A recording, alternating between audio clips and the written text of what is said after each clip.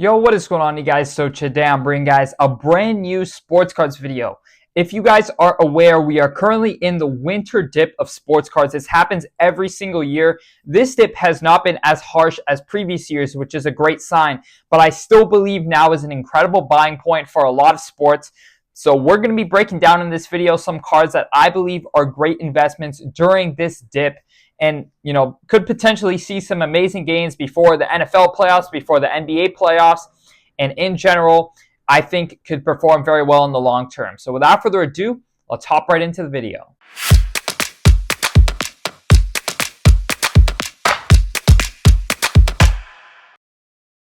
All right, guys, so the first trend that I will be talking about is NFL quarterbacks who are bottoming out.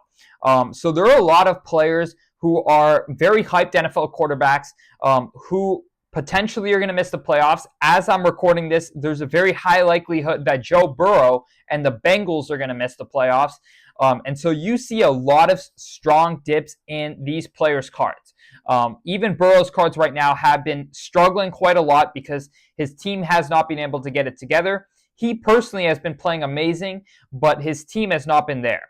And we have seen a lot of his cards really cool down. Cards that were $4,000, during the offseason are now around $3,000 and will likely to continue to go down. So there will be a lot of very strong buying opportunities for NFL quarterbacks who do not make the playoffs. Usually a week to 3 weeks after they get eliminated from the playoffs, or after the regular season ends, you could say, is when their prices are going to bottom out. From here, I still think, as I'm recording this, I think we could still see another 20 to 30% dip in a lot of these players' prices. Of course, Burrow's a little bit more established, so his dip will not be as strong as a lot of other quarterbacks. But they are always great investments to make after they get eliminated, because during the offseason, that's when the hype builds back up for these players, and one move that they make, or just in general, during the offseason is when football prices are going to rise. So I think Burrow's sitting at a level where I think he's got good upside for the offseason. I would not buy in right now. I would wait a little bit to buy in, at least as I'm recording this video. I do think a lot of his cards right now are reaching, you can see right here, for example, his Red Zone rookie auto. This card in a PSA 9 was a $4,000 card in 2022. It came down to around $2,300 to $3,000 in 2023. And the card's currently $1,600, and it's probably continued to go down since. You can see his cards are down over 11% in the last 90 days as I'm recording this video. So I think players like Burrow are going to be key to look out for. I think you always want to buy in when people are afraid, when people don't know what's going to happen, and when people are selling off. So I think Burrow is one of those players who I think during the offseason, his card prices will come back. And I think right now, I wouldn't say buy in right now, but I would say definitely I would keep an eye out for quarterbacks like Burrow, guys who you believe in that do not make the playoffs. Even guys like Purdy. As I'm recording this, there's a very solid chance that the Niners do not make the playoffs. They've been extremely injured. They have Ayuk out for the season. They have McCaffrey now on the IR. So I think players like this, where next year, you could have a healthy team. Of course, you do not know what's going to happen with the team. But the good thing is you're buying in at a very strong discount. Purdy's cards are down over 20% over the last 90 days. I expect them to continue to go down over the next, 30 to 40 days. And I think that could be the bottom for Brock Purdy and a lot of other cards. You can see football is really starting to bottom out. It's gone down a lot over the last 90 days, but, we're starting to see that trend line flatten. And I think when we do see that line flatten for a good bit, that could be a buying signal for, the off season, because as you guys know, if you guys have been watching this video, I'm not going to go into it in this video, but you guys know that during the off season is where you're going to see some great gains in prices. So the next thing that I'm going to be talking about is those longer term investments that I think are at solid points. So if you look at guys like Steph Curry, I think any dip you can buy in December time, December to January time, this is when prices really bottom out for these players. I think it's always a smart buy. You always see these players see great gains throughout the off seasons and throughout the seasons, and they are already so solidified. And I think these cards right here, rare Steph Curry rookie cards, rare LeBron rookie cards, I think for the long term are going to do really well. So every dip I take as a buying opportunity for guys like LeBron, Curry. I really like that mid-tier of guys who are not considered all-time legends yet because they are still playing and they're still, current players. So LeBron's market's going to react if the Lakers are not doing well. Like as I'm recording this video, the Lakers are not doing well. So LeBron's market has been coming down. But in the long term, all of these dips, LeBron could retire today and still be, I think his cards are still amazing investments for the long term.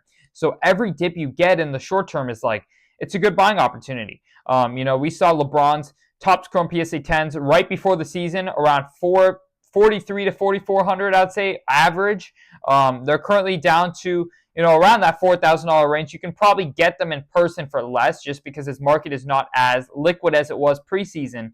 So I think any, LeBron card you can buy at a discount is a good investment.